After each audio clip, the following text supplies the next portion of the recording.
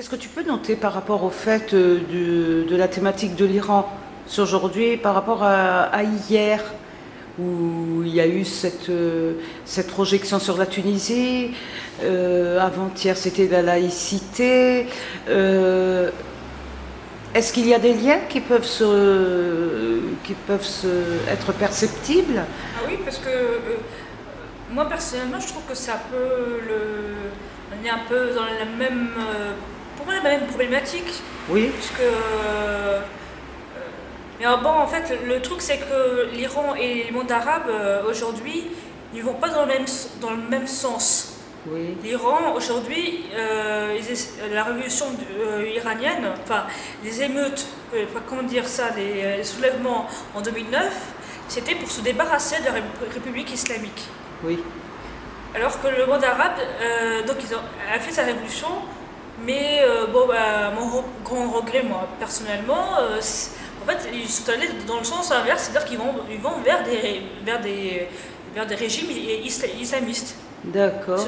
En fait, il y a eu le même phénomène, c'est-à-dire que le rejet du pouvoir en place, donc en 2009 c'était l'Iran et en 2011 c'était la Tunisie et l'Égypte et tout ça.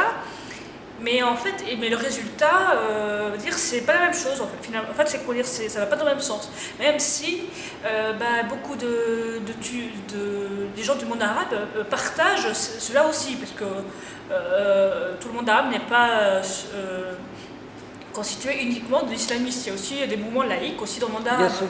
Voilà. Donc et en fait c'est triste de voir bah, que l'histoire se répète, qu'aucun pays ne regarde l'expérience d'un autre pays et finalement refait les mêmes erreurs. Je trouve ça fou. Comme un fait obligé Voilà quoi. de reproduire Oui. le... Et on a entendu ça, notamment vendredi, des Algériens nous le Oui, dire.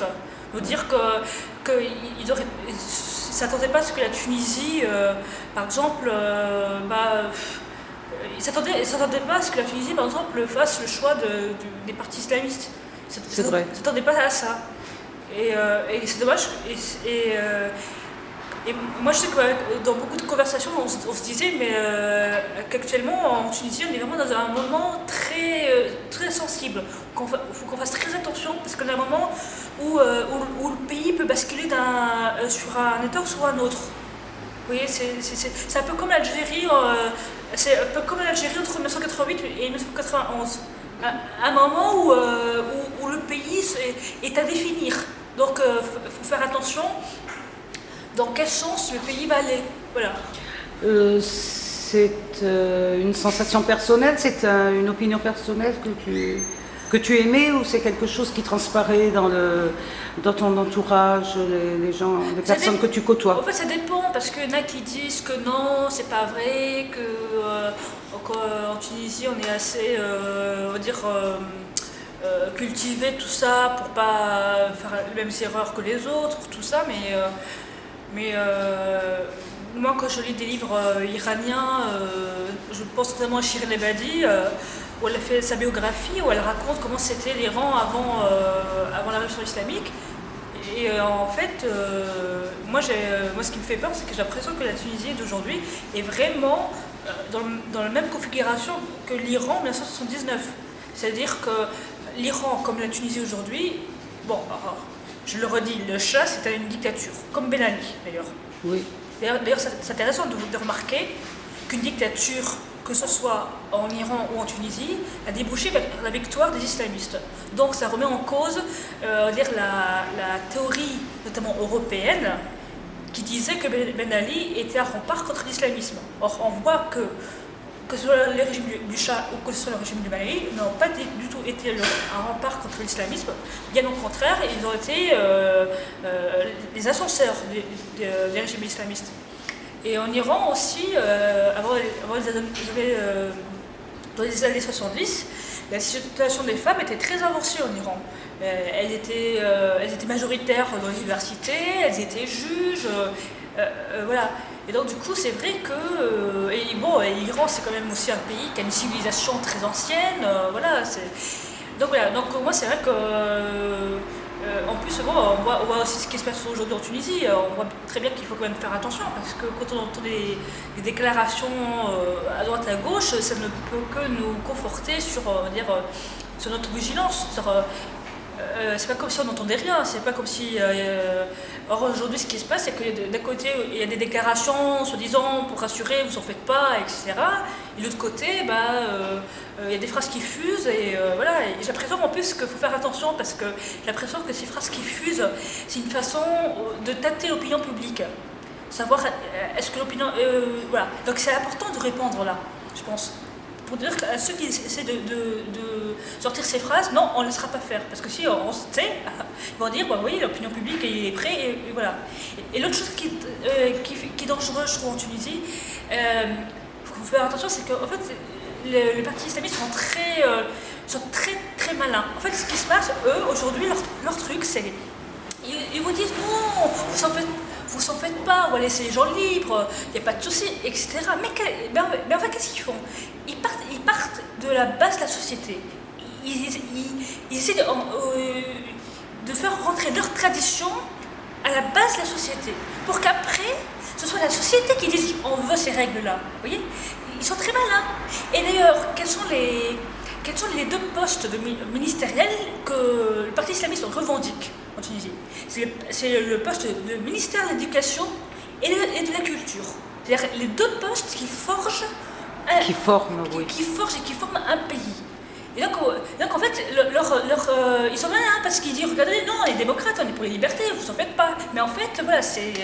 Donc on doit très faire attention à ça. Très bien. Tu veux me parler de la soirée de demain?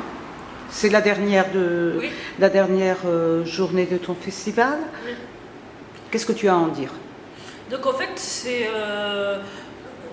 on change de continent, hein, on quitte le Maghreb, le Moyen-Orient pour aller au Mexique. Déjà, ça change un peu, hein, faut de temps en temps sortir du Moyen-Orient et du Maghreb pour aller voir ailleurs comment ça se passe. Et donc c'est une façon aussi de montrer que les revendications notamment de la dignité, c'est très simple, c'est universel.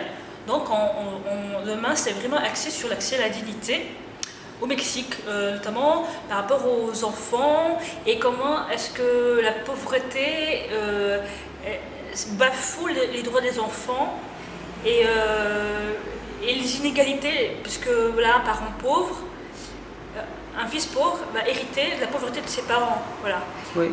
Et donc le film pose cette question-là, de l'héritage, de la pauvreté, et donc du coup, ça crée des inégalités entre enfants, et donc voilà,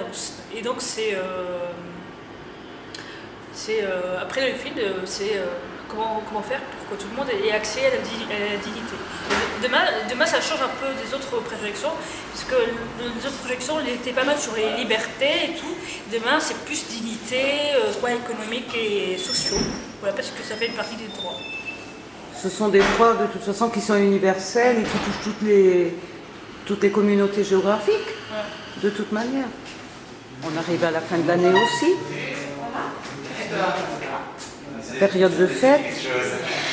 On va rebondir sur 2012. As-tu des projets en pointillé ou... Alors parmi les projets, il y a différents projets. Il y a en lecture musicale et des actions spécifiques. Oui. L'action spécifique, c'est sur la Tunisie, autour du 14 janvier, commémorer le 14 janvier l'année dernière, voilà. Avec conférences, débats, lecture musicale et peut-être une fête après. L'association réfléchit aussi elle-même à faire sa propre fête. On verra autour d'une galette et de la musique, histoire de commencer l'année avec joie. Voilà. En termes de lecture musicale, j'ai des idées parce que vous savez, peut-être qu'on fait des lectures musicales tous les mois. Et de temps en temps, il y a des lectures musicales qui arrivent aussi selon l'actualité, mais il y a au minimum une lecture musicale par mois. Donc je pense qu'au mois de janvier, faire quelque chose autour de la Russie. Pour plusieurs raisons, parce qu'en Russie, Et je me souviens que c'est autour de janvier qu'il y a eu 2 ou 3 ans l'assassinat d'un avocat russe. Voilà, donc, et puis en plus l'année prochaine il y aura les élections présidentielles en Russie. Donc voilà, je me suis dit, il faudrait placer quelque chose autour de la Russie pour qu'on en parle, parce que bon, c'est quand même un pays qui, comment dire, en matière de droits humains, il y a quand même beaucoup de travail à faire, et même, bon, voilà, je suis bien content de ne pas vivre en Russie, hein, sincèrement, parce que avec un régime là-bas, c'est... D'ailleurs, il y a des mouvements, là, j'ai vu que hier, sur Rue 89, il y avait un article qui disait qu'il y a des manifestations qui commencent à sortir en suivant l'exemple arabe. Voilà. D'accord. Et donc ça sera le dernier mercredi du mois de janvier. Et en février, alors il se trouve que le 21 février, on commémore l'exécution de Misak Manouchian en 1944. Oui. Alors, Misak Manouchian, c'est un écrivain poète arménien qui a fui le génocide arménien, qui est arrivé en France et qui s'est engagé dans la résistance, voilà, avec d'autres, avec des Polonais, etc. Et c'est eux qui ont fait partie de ce qu'on appelle la fameuse affiche rouge. Oui. Que Louis Aragon avait écrit un poème en hommage à l'affiche rouge. L'affiche rouge, c'était parce que donc, tous ces immigrés résistants ont été arrêtés et exécutés, parce qu'ils sont mobilisés pour la liberté de la France. Et donc l'affiche rouge, c'est les nazis avaient placardé des affiches partout dans toute la France avec l'affiche rouge. Et où il y avait des portraits de ces résistants-là, et où les nazis les présentaient comme des terroristes, en disant vous avez vu tout ce qu'ils ont fait, etc. Et en gros, c'était aussi une façon de prévenir à la population, attention, ne faites pas comme eux, quoi. Et comme disait le poème d'Aragon, mais la nuit, quelques personnes inscrivaient sur la fiche rouge « Mort pour la France ». Oui. Voilà. Donc, voilà. Et donc, comme on parle beaucoup en ce moment d'immigrés, tout ça, et que certains ont tendance à l'associer à la délinquance, je me disais que ça serait quand même bon de rappeler aussi que l'immigration a été aussi source de richesse et de résistance en France. Donc, au mois de février, on pense faire une lecture musicale autour des textes de Manouchian et de sa femme et tout ça. Et je trouve ça fou que ce personnage-là soit pas aussi connu que ça, alors que voilà, c'est un étranger, voilà, il a quand même donné sa vie pour la liberté de la France. Voilà. Donc c'est important de le rappeler.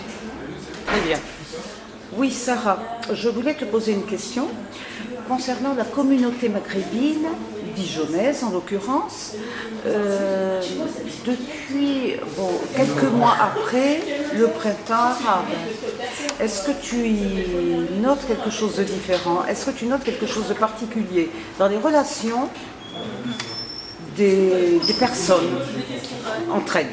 Alors, ça dépend des nationalités. Avec les Tunisiens, en fait,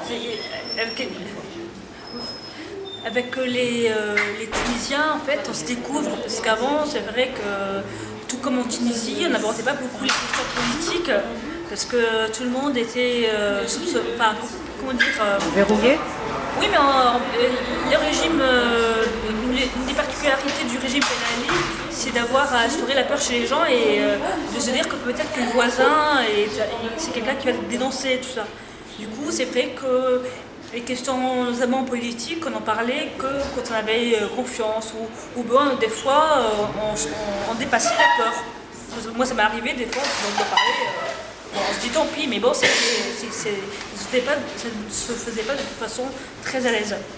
Et donc avec les Tunisiens, on se découvre un peu, voilà, c'est pas seulement à Dijon, hein, c'est dans toute la Tunisie, et c'est comme ça. Par exemple, dans le cadre du festival, j'ai vu qu'il y a eu beaucoup de Tunisiens qui sont venus. Ouais. tant la première soirée que la seconde. Oui. Et puis la seconde soirée, il y a même des Tunisiens qui sont venus depuis Chalon-sur-Saône. Oui, voilà, quand même, c'est à noter. Oui, quand même.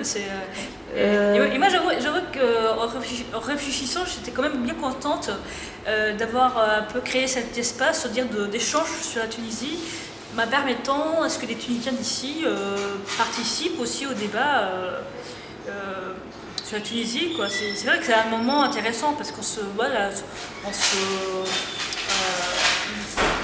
se rencontre, on discute, voilà, tout comme tous citoyens, voilà. On sent aussi, moi j'ai senti une solidarité maghrébine en fait. Alors, ouais. Il y a des liens qui se sont tissés. Ouais. Par exemple, entre des Algériens et des Tunisiens. Oui, oui. Des Marocains aussi. J'ai vu des Marocains aussi, un peu moins présents. Les Marocains, ils ont plutôt tendance à me regarder de façon un peu... en gros, vous les Tunisiens, vous avez fait la révolution, mais on verra ce que ça va vous donner. Hein. Tu sens ça ici par ici? Moi, je le sens, ouais. Chez les Marocains, je sens que... Je dis pas les Marocains, mais parmi les Marocains... Certains Marocains que j'ai croisés, c'est déjà c'est rigolo parce que quand on dit je suis Aubert des Marocains, quand des fois on dit je suis tunisienne, ça dépend. Soit on pose aucune question, on te regarde, voilà. Soit bon, on va te dire alors la Tunisie comment ça va? Oui, mais de façon dire vous avez votre révolution, mais vous en êtes où? Vous avez des problèmes, c'est vous qui avez... Oui, voilà. Par contre, les Algériens, c'est beaucoup plus émouvant. Les Algériens, moi j'en ai vu mais qui étaient émus. Hein. Moi j'ai vu des Algériens qui me disaient, par exemple, que le jour où Ben Ali est tombé, ils se sont sentis tunisiens. Je te coupe. Oui. J'ai quand même senti la même chose de la part de Marocains. Ouais. Il ne faut pas oublier qu'il y a eu beaucoup dans la société civile, il y a eu des Marocains qui se sont sentis vraiment à l'unisson aussi de ce côté-là. Et certains sont allés, au lendemain du renversement Ben Ali, qui sont allés en Tunisie à les soutenir. Et même ici à Dijon, même dans d'autres villes, il y avait on va dire, les gens adhéraient. Les gens adhéraient. Et c'était plus qu'une sympathie, c'était une empathie. Oui, mais bon, si tu veux voir la presse marocaine, notamment un journal comme Tel Quel, qui raconte tous ces mouvements-là, hein, puisque par exemple le journal Tel Quel a fait la une, par exemple quand le mouvement Mali a été créé, le journal Tel Quel, on a fait la couverture. Et je sais que, bon, ça c'est fallait savoir, mais moi chez Dijon, il y avait, bon maintenant le marchand de journaux il a fermé, mais moi à un moment donné, il y avait un marchand de journaux à Dijon qui vendait les tels quels. D'accord. Donc on pouvait les trouver à Dijon. Je te remercie, Sarah. C'est moi, bonne soirée.